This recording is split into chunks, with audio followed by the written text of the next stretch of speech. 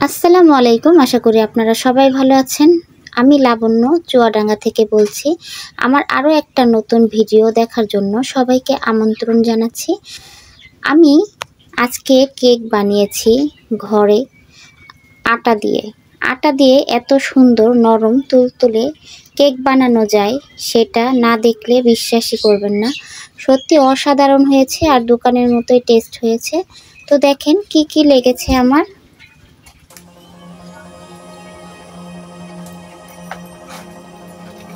এখানে আমি 2টা ডিম নিয়ে নিয়েছি।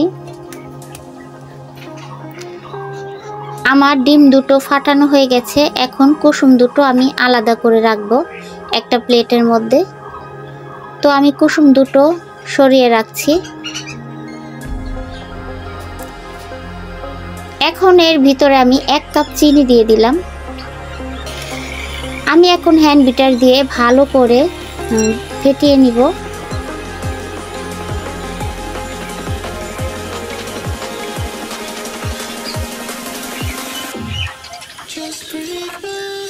তো আমার সুন্দর মতো ফেটানো হয়ে গেছে। এখন এর ভিতরে আমি কি কি উপকরণ দিচ্ছি দেখেন। আমি বেকিং পাউডার দিয়েছি 1/2 চামচ আর ভ্যানিলা এসেন্স নিয়েছি চকলেট ফ্লেভার। যে যেটা পছন্দ করেন সেই ফ্লেভার দিবেন। আমরা চকলেটটা পছন্দ করি তাই চকলেট ফ্লেভার দিয়েছি। আর সেই কুসুম দুটো আমি এখন এর সাথে ভালো করে মিক্স করে নিব।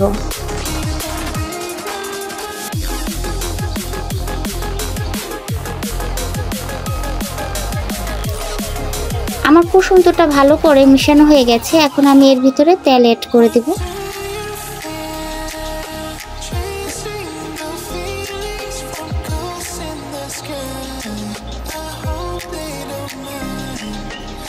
এখন আমি আটা দিয়ে দিব।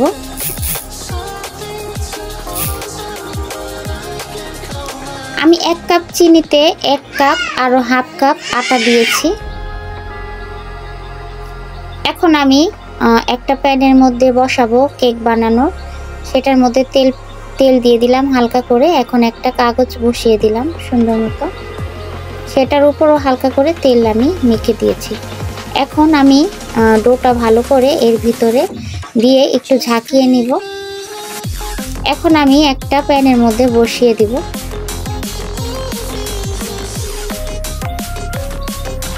আমি এটা 20 মিনিটের মতো ঢেকে রাখবো। তো 20 মিনিট পর আমি আসব। আমি ওই ছিদ্রটা ঢেকে দিচ্ছি। আমি 20 মিনিটের পর আসলাম। দেখেন আমার কেকটা কত সুন্দর ফুলে গেছে। এখন আমি পরিবেশন করব।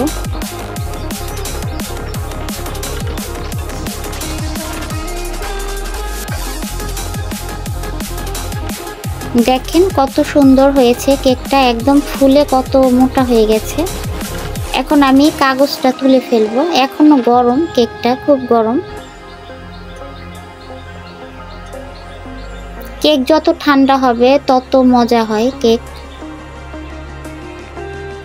তো এই যে দেখেন কত সুন্দর হয়েছে কেকটা, নরম হয়েছে খুব সুন্দর কেকটা। ওই পিঠও দেখেন অনেক সুন্দর হয়েছে, 2 পিঠে।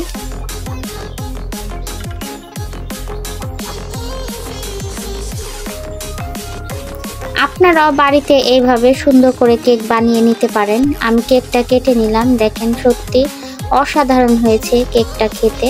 আমার কেক বানানোর সাথে সাথে আমার বাচ্চারা খেয়ে নিয়েছে। এত মজা হয়েছে আর খুবই সুন্দর হয়েছে।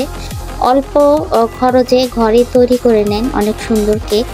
তো আজকের মতো আমার ভিডিওটা এতটুকু। যদি ভালো লেগে থাকে তাহলে অবশ্যই সাবস্ক্রাইব করে রাখবেন আর পাশে থাকবেন, বেল আইকনটা বাজিয়ে রাখবেন।